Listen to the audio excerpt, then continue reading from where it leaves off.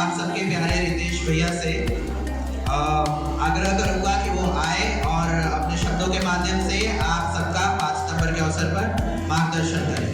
रितेश भैया के लिए जोरदार ताली।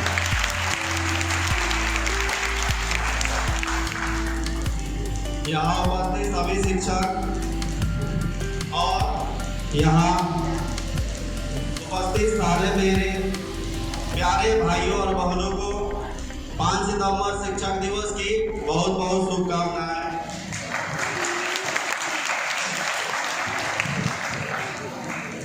आज इस 5 सितंबर के अवसर पे तो सब कोई नॉर्मली जानता ही है कि 5 सितंबर क्यों मनाया जाता है, ठीक है ना।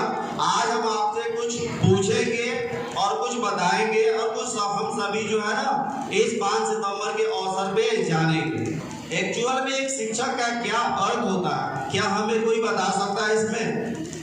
एनी हाउ कोई? हम शिक्षक का अर्थ केवल शिक्षा देने वाले व्यक्ति से नहीं कर सकते। एक अच्छा शिक्षक वो है जो अपने विद्यार्थी को इस काबिल बनाता है कि वो अपने जीवन की हर समस्याओं से खुद लड़ सके। वो उस समय घबराए नहीं, भागने की कोशिश ना करे समस्याओं से, बल्कि उस समस्याओं से डटकर खड़ा रहे और उनसे लड़े और उस समस्याओं से पार पा सके। बहुत बहुत धन्यवाद, बहुत अच्छा बोली। और कोई जो बता सके? अरे बोलो, कोई दिक्कत नहीं है, जो मन में आए वो बोल सकते हो। एरिया कोई बोल सकता है? देखो, सबसे बड़ी बात क्या है कि आप लोगों के अंदर हेजिटेशन ज्यादा है और ये हेजिटेशन हम लोगों के अंदर भी है। ऐसी बात नहीं है कि केवल आप ही लोगों के अंदर है, ये हेजिटेशन हम लोगों के अंदर भी है, ठीक है ना। क्योंकि हम लोग शुरुआत से ही शुरू से ही जो है ना बीएससी यानी कि बिहार बोर्ड से बिलोंग करते हैं, ठीक है ना। और बिहार बोर्ड के छात्रों में हेजिटेशन होता है, ठीक है ना। तो इसमें घबराने की कोई बात नहीं। देखिए, तो हम आप लोगों के मन की बातों को जानना चाहते हैं कि आप शिक्षक को किस अर्थ में लेते हैं, ठीक है ना। देखिए, आप लोगों के मन में जाहिर सा बात है उठता होगा कि वैसे शिक्षक जो स्कूल में पढ़ाते हैं, कोचिंग में पढ़ाते हैं या किसी इंस्टीट्यूट में पढ़ाते हैं वही आपके लिए शिक्षक है। क्या सब कोई ऐसा समझता है कि नहीं? सब कोई ऐसा समझता है कि नहीं? लेकिन जरा एक बात जरा गौर कीजिएगा, तो आप सभी भी शिक्षक है, हम भी शिक्षक है, सब कोई जो है ना अगर देखा जाए एक तरह से शिक्षक है। क्यों? क्योंकि आप जो भी कोई किसी को कुछ बताता है, ज्ञान देता है, सिखाता है, तो उस समय जो है वो एक शिक्षक की भूमिका निभाता हुआ पाया जाता है। जैसे कि आप कभी आप अपने छोटे भाई बहनों को पढ़ाते हैं कि नहीं, तो उस समय क्या आप विद्यार्थी होते हैं? बोलो, विद्यार्थी होते हैं? नहीं, उस समय आप एक शिक्षक की भांति। और शिक्षक का अर्थ क्या होता है? मार्गदर्शन करने वाला, ठीक है ना। हम अभी सुबह में पढ़े थे ना वैसे क्या किताबी नॉलेज में कि शिक्षा का अर्थ दिया था कि हमारा जो शिक्षक शब्द है वो 3 शब्दों से मिलकर बना। एक सी, छ और क, जिसमें सी का अर्थ होता है आपको कि जो शिखर की तरफ लेकर के जाए, यानी कि जो बुलंदियों की ओर लेकर के जाए, ठीक है। और छ मतलब होता है जिसमें क्षमा करने की क्या होनी चाहिए? क्षमता होनी चाहिए, शक्ति होनी चाहिए। और क का अर्थ होता है जो आपकी कमजोरी को अंदर से निकाल करके बाहर करे और आपको आगे बढ़ने के लिए क्या करे? प्रेरित करे। अर्थात देखा जाए तो एक शिक्षक का अर्थ होता है कि आपके अंदर की कमजोरी को निकाल करके आपके सारे गलतियों को क्षमा करते हुए आपको बुलंदियों की ओर आगे बढ़ाने वाला ही क्या कहलाता है? शिक्षक कहलाता है, ठीक है ना। अब ये शिक्षक के रूप में कोई भी हो सकता है, आपके बड़े भाई बहन, माता पिता, ठीक है ना, कोई भी हो सकता है। जो कोई भी ज्ञान देता है, जो कोई भी बताता है, सब कोई शिक्षक है, ठीक है ना। चाहे वह छोटा हो चाहे वह बड़ा हो। छोटा भी अगर हमें कोई ज्ञान की बात बताता है तो यहाँ पे ये नहीं समझना चाहिए कि वह हमसे छोटा है, नहीं, वह हमको सिखा रहा है, वह हमें मार्गदर्शन कर रहा है, तो उस समय वह भी किसकी भूमिका निभाता है? एक शिक्षक की भूमिका निभाता है। तो यहाँ पे आप बताइए, क्या कोई शिक्षक है कि नहीं है? सब कोई शिक्षक है, ठीक है ना, सब कोई शिक्षक है। बात समझ में आई? अच्छा, एक बात हम आपसे और पूछना चाहेंगे कि बताइए कि शिक्षक और शिष्य में सबसे ज्यादा प्रमुख कौन होता है? शिक्षक और शिष्य में प्रमुख कौन होता है, आपको हमें इसका जवाब देना है। एनी हाउ कोई बता सकते हैं? बोलिए, शिक्षक और शिष्य में कौन जो होता है सबसे प्रमुख होता है? शिष्य। और कोई? शिक्षक। और कोई? बोलो बोलो सभी ना, लड़के सही बोलो। क्या खड़ा होकर बोलो, खड़ा होके। और कोई? और कोई?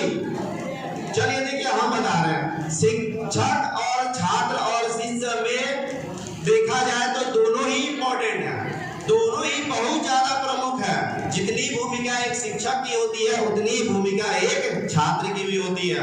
आज बताइए, हम यहाँ एक शिक्षक के रूप में आपके सामने है कि नहीं? लेकिन बताइए, हम शिक्षक कब है? जब आप लोग हमारे साथ हैं तभी ना हम शिक्षक हैं। और आप लोग छात्र कब हैं? जब हम आप लोगों के सामने हैं। अर्थात देखा जाए तो शिष्य के बिना ना तो शिक्षक की कोई प्रमुखता है और ना ही शिक्षक के बिना किसी शिष्य की प्रमुखता। यानी कि अगर देखा जाए एक तरह से तो दोनों एक दूसरे के क्या होते हैं? पूरक होते हैं कि नहीं? होते हैं ना। तो यही बात आप लोगों को बताना था। और एक और बात हम बताना चाहेंगे आपको कि शिक्षक दिवस पे हम ज्यादा कुछ नहीं बोलेंगे, बस हम आपसे यही बोलेंगे कि आप लोग अनुशासित रहिए। अनुशासन ही आपका सबसे बड़ा क्या होगा? साधन होगा। बोला जाता है ना, एकमात्र साधन जो होता है आगे बढ़ने का, तो वह क्या होता है? अनुशासन। अगर आप अनुशासन में रहिएगा तो शिक्षा की कोई जरूरत नहीं है, शिक्षा स्वयं चल के आपके पास आएगी। आपको शिक्षा के पीछे भागने की जरूरत नहीं है। बात समझ में आई ना? तो आपको क्या करना है? शिक्षा को मेंटेन करने के लिए सबसे पहले किस पर ध्यान देना होगा? अनुशासन पे, ठीक है ना। और एक साथ हम हमेशा बोलते हैं कि अपने माता पिता के बातों का जो है ना कहना मानिए, वे जैसा बोले वैसा कीजिए। जीवन में कभी ऐसा कोई काम नहीं कीजिए जिससे आपके माता पिता का दिल दुखे, ठीक है ना। जिस दिन माता पिता का दिल दुखाइएगा उस दिन याद रखिएगा आप जीवन में कभी भी आगे नहीं बढ़ सकिएगा। क्योंकि एक लड़का अभी शिव तांडव सुना है तो उसी से हमको एक छोटा सा कहानी याद आ गया, ठीक है ना। ये कहानी जो आपको बहुत अच्छी सीख देगी, ठीक है ना। बोला जाता है कि सबसे बड़े हम लोगों में देखा जाए तो देवों के देव महादेव को बोला जाता है कि नहीं? यानी बोला जा रहा है कि देव यानी कि जितने भी हमसे श्रेष्ठ हैं वे उन्हीं लोगों को उतना ही सम्मान देते हैं जो अपने माता पिता को सबसे ज्यादा क्या देते हैं? सम्मान देते हैं, ठीक है ना। इसका प्रमाण कब हुआ? एक कथा के द्वारा प्रमाण हुआ जिसको हम आपके सामने बताना चाहेंगे। आप लोग जानते हैं कोई भी पूजा पाठ जो कार्यक्रम शुरू किया जाता है तो उसमें बोला जाता है श्री गणेशाय नमः। शुरू किया जाता है श्री गणेशाय नमः, शुरू किया जाता है कि नहीं? तो ये श्री गणेशाय नमः जो है, आखिर क्या कारण है कि श्री गणेशाय नमः किया जाता है? सबसे पहले जो है ना कि गणेश भगवान की ही पूजा क्यों की जाती है? जबकि गणेश भगवान से ऊपर हमारे कौन है? शंकर भगवान है, उनके पिताजी हैं। फिर भी शंकर भगवान की पहले पूजा नहीं की जाती है, गणेश भगवान की पूजा क्यों की जाती है? आप जानते हैं कभी इस बात को कि क्यों की जाती है? ठीक है ना। तो इसके बारे में हम आपको बताएंगे कि बहुत सारे देवताओं में क्या हुई कि एक बार प्रतिज्ञा छिड़ गई कि हम बड़े हैं, हम बड़े हैं, हम बड़े हैं, हमारी पूजा सबसे पहले होनी चाहिए, हमारी पूजा सबसे पहले होनी चाहिए। तो सभी देवतागण जो है किसके पास गए? देवों के देव महादेव के पास गए और उनसे पूछने लगे कि बताइए महादेव कि हमें सबसे बड़ा कौन है और हमें सबसे पहले पूजा कौन जाएगा? तब महादेव जी बोले कि ऐसे तो किसी के बारे में नहीं बोला जा सकता क्योंकि सभी कोई क्या है? अपने में परिपूर्ण है। तो बोले महादेव कि चलो एक प्रतियोगिता करा दिया जाए, ठीक है ना। और उन्होंने प्रतियोगिता कराया और बोला कि आपको क्या करना है, जितने भी देवतागण प्रतियोगिता में शामिल होना चाहते हैं उनको पूरे पूरे संसार की क्या करनी होगी, परिक्रमा करनी होगी।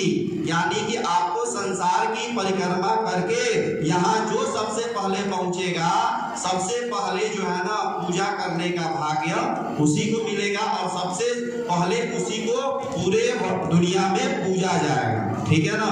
तो सभी जो देवतागण जो है अपने अपने सवारी पे बैठ गए और सब कोई जो है ना एक दूसरे से कह रहे थे कि हम आगे निकलेंगे, हम आगे निकलेंगे, हम आगे निकलेंगे। और बेचारे हमारे गणेश भगवान जो मूषक पे बैठे हुए थे, मूषक तो जानते ही हैं कितने धीरे धीरे चलते हैं, उनका जितने भी देवतागण थे वो उपहास उड़ा रहे थे कि ये मूषक हमसे क्या आगे निकलेगा, हम लोग ही जीतेंगे इस प्रतियोगिता में। और प्रतियोगिता शुरू हुआ, सारे देवतागण आगे निकल गए, मूषक महाराज वहीं पे रुक गए। और उन्होंने क्या किया, उन्होंने क्या किया, अपने देवों के देव महादेव अर्थात अपने माता पिता भोले शंकर और माता पार्वती के चारों तरफ चक्कर लगा करके और तब जाकर के अपने माता पिता के चरणों में गिर गए। ठीक है ना। तब जाकर के इतना करने में बताइए कितना समय लगेगा, बहुत कम समय लगेगा। तब तक सारे देवता लोग आकर के पधार रहे और बोले कि हम जीतेंगे, हम जीतेंगे, हम जीते, हम जीते, पहले हम पहुंचे हैं। तब तक हमारे महादेव यानी कि भोले शंकर बोलते हैं कि इसमें कोई जीता है तो कौन जीता है, गणेश भगवान। क्योंकि आप लोगों ने मेरी बातों पर ध्यान नहीं दिया है। मैंने बोला है कि आपको संसार की चक्कर लगानी है, किसकी, संसार की। और आप लोग बताइए आपके जीवन का अगर पूछा जाएगा कोई संसार है तो कौन है, आपके माता पिता, बाकी कोई नहीं है। क्योंकि इस धरती पर इस दुनिया में लाने वाला कौन है, आपके माता पिता। ठीक है ना। तो इसलिए याद रखिएगा, जिसका सम्मान जो है ना देवतागण करते हैं, उसका सम्मान जो है आप लोग अगर नहीं कीजिएगा तो बताइए जीवन में कभी भी आगे बढ़िएगा। आप अपने से सोचिए, नहीं बढ़िएगा तो आगे से हम ये बात आपको समझाना चाहेंगे कि कभी भी अपने माता पिता का दिल नहीं दुखाइए। ठीक है। मैं इतनी बातों से अपनी वाणी को विराम दूंगा। ठीक है।